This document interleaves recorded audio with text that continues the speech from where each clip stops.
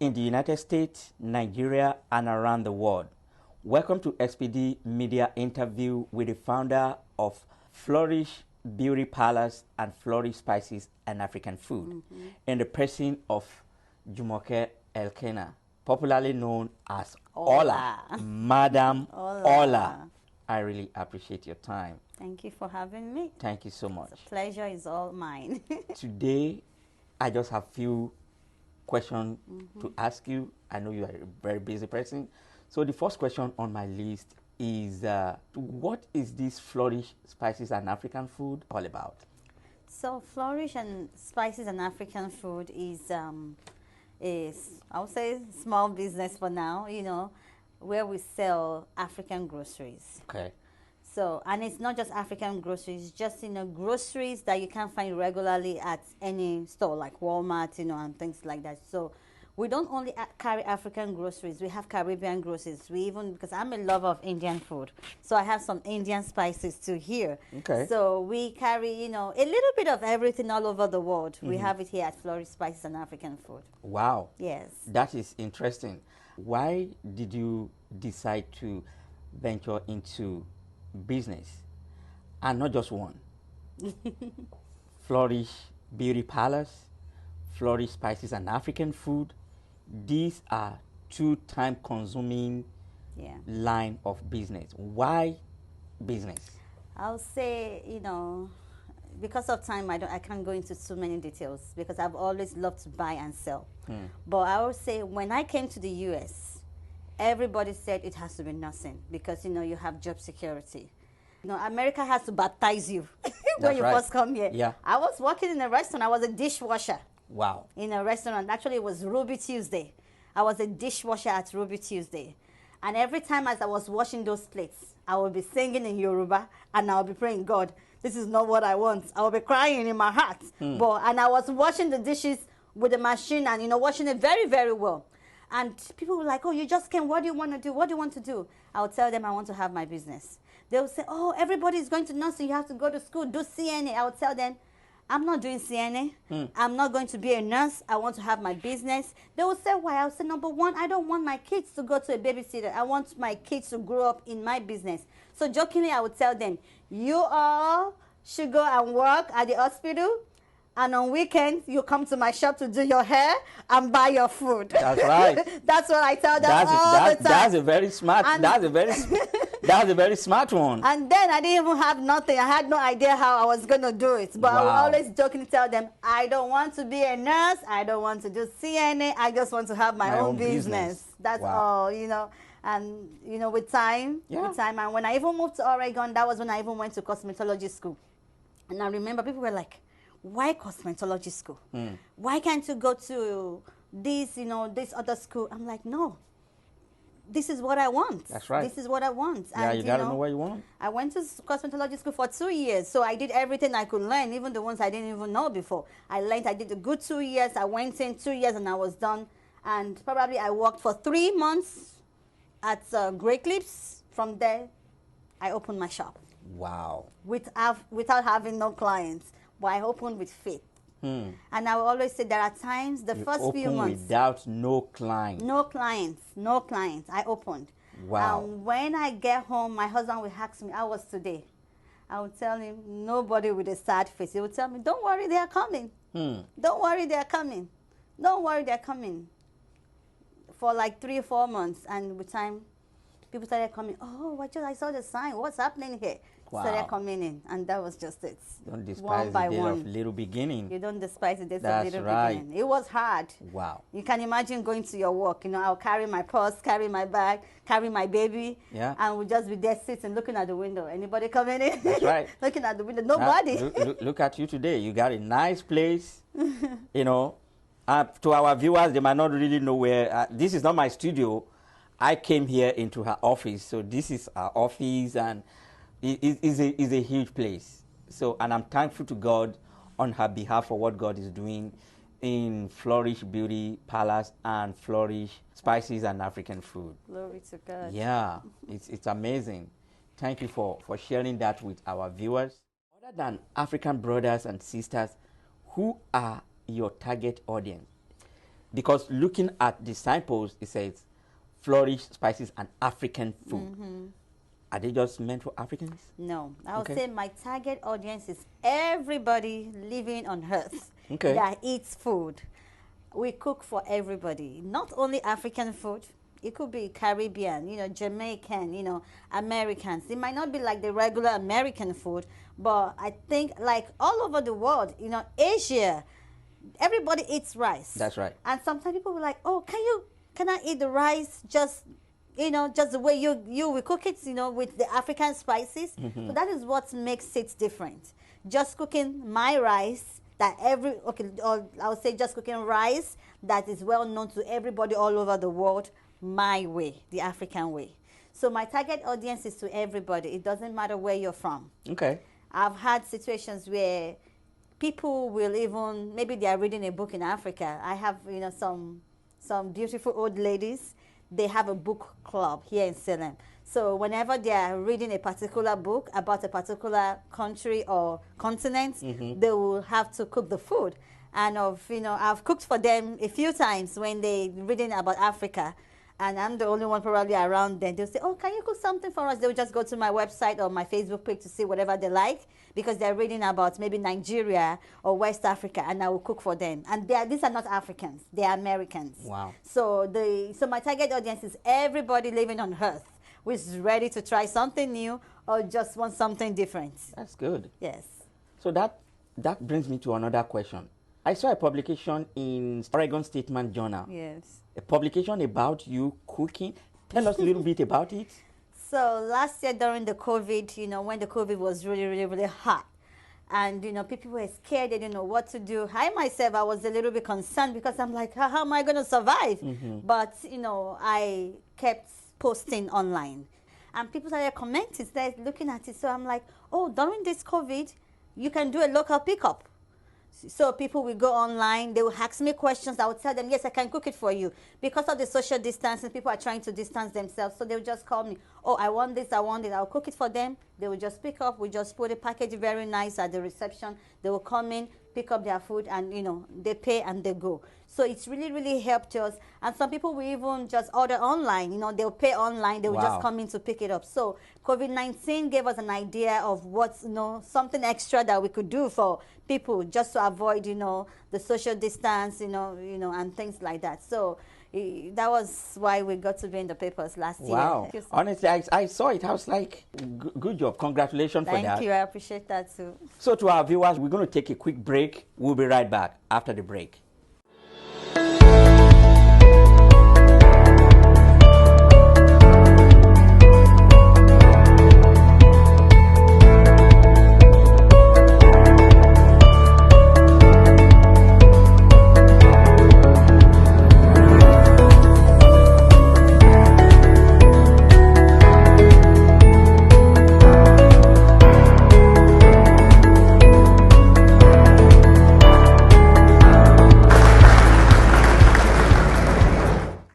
Welcome back. Just in case you just joined the show, I am here with Jumoke Elkanah of Flourish Spices and African Food here in Salem, Oregon. I know we have a lot of professionals out there. They might not just be Africans, they might be Asian, they might be Caucasian, Latino.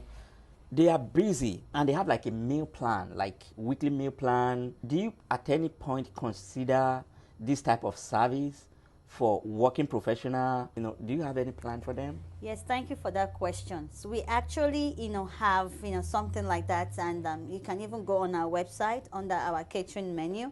It's written there. So we have a meal plan.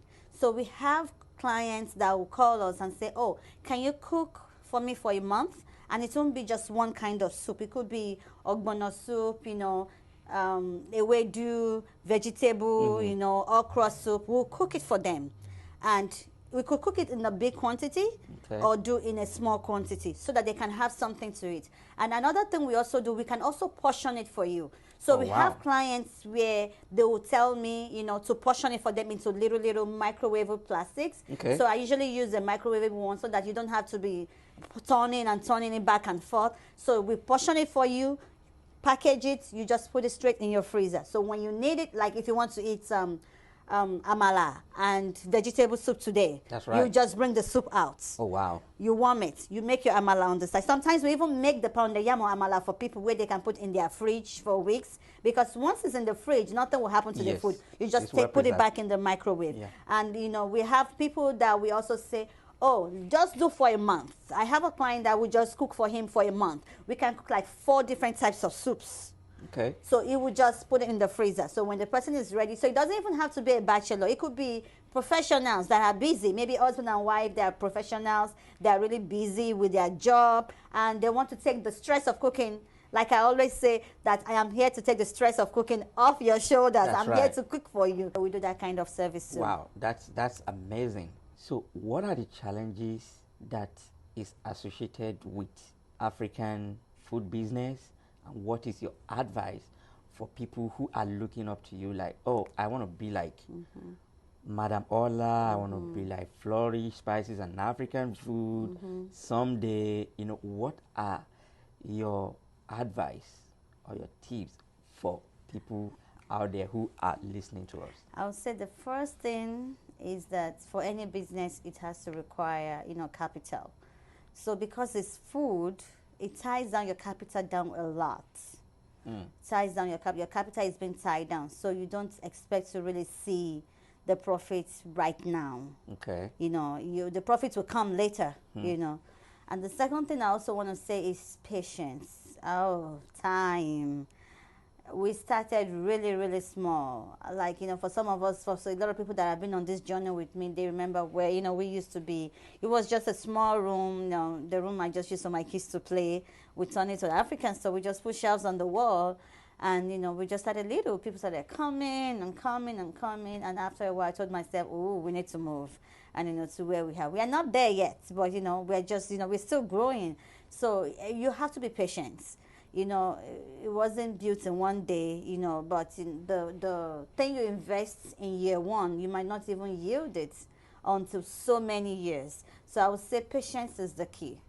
Patience, and I would say perseverance too. Okay. Because there's so many things that will make you to say, oh, I'm done, or give up. Wow. You don't give up on your dream. You just keep fighting. That's good. Yeah. So also another challenge is just that, you know, it takes most of your time, you know, being a wife, being a mom, and having 2 businesses. I can tell you it's a lot. And, you know, to just laugh about this, sometimes I'll be sleeping and I'll just be calculating in my head what I need to do the next day. And I'm sleeping. I've been there. You know, I'll be sleeping, but I'll just be telling myself in the dream, you know, I'll be saying myself in the dream what I needed to do the next day. Sometimes even in your dream, you are doing some of those things. Yes, you know. So it's a lot of work. It's a lot of work, but you know, I can't take out God out of it. God has been my source of encouragement. Absolutely. He has been my source of strength. So when at times I'm about to give up, I'm like, oh no. And one more thing I also want to say, thank God for a supportive husband. Because without a supportive husband, I don't know how I would have been able to do it. Wow. Yeah. Thank you for that. A little bit of your product flying around now. Akara mix, puff mix, and all this mix, and all that mix. So what can you tell us about this? So I will start with the puff and buns. They are majorly street food in a lot of African countries. They are just things you would just see people selling on the streets, you know, by the roadside, and you buy it. But it's even much more healthier when you can make it by yourself. And most times, a lot of people, they've been finding it very difficult trying to make it at home. This is the measurement. So we came up with this mixes where it's all inclusive. The only thing you have to do is to follow the instructions. Like the puff, you just need to add water to it. Let it rise and deep fry. And you can even eat it for a meal. Maybe you have guests coming to your house to visit and you don't want to eat the regular food you've been eating. Maybe you're tired of jollof fries, you know, fried rice or bono soup. And you just wanted something different where you can snack on with a cup of tea or coffee. This is America. Sometimes you don't really want to cook, but you still want to present with your guests with something easy and nice. So that is where our mixes come in. If it's the puff or the buns mix, just follow the instruction in less than 30 minutes or at the most 1 hour, depending on the quantity. It's done, and you know you're enjoying with your guests around. And the akara mix, it's a good breakfast. And you know, every time I even look at it, it's so much that you can't even finish it at a goal. If you know, with a family of 5, you really can't finish one. Wow. Yeah, because akara. That's And interesting. and the akara we all know tends to soak in oil. So now we've made it very simple for you. Okay. You don't even have to deep fry. Wow. Just pan fry. That's what we call it, akara pancake. So that it's much more healthy. You don't have to use a lot of oil. You can even use as little as the spray oil. Yeah. Put it in your waffle maker. Just do it as if you're doing a pancake. So you save money on oil. And you're also eating healthy at the same time. You must be kidding. Yes, and you can also enjoy it Waffle? with syrup. Yes, akara waffle. Akara waffle. Yes. Yeah, I need to check it out. Yes, you need to try it. You're Wow. gonna love it. This is amazing. If any of our audience want to patronize you, how can they find you? So we are on social media. We're on Facebook. On our Facebook page says Flourish Spices and African Food. Okay. On Instagram is also Flourish Spices and African Food. And our website is www.flourishafricanmart.com. So you can find us in any of those platforms, and we'll be there to answer your questions. Thank you. And to our viewers in the United States, Nigeria, and around the world, this is going to be the end of today's interview with founder of Flourish Beauty Palace and Flourish Spices and African Food, in person of Jumoke Elkanah, Madam Ola, popularly known as Ola. Thank you so Thank you. much. It's a pleasure Thank meeting you. The pleasure is all mine. Thank you. Thank you, sir. And have a great day. Will, and you too. Thank Thanks. you. Bye. Bye.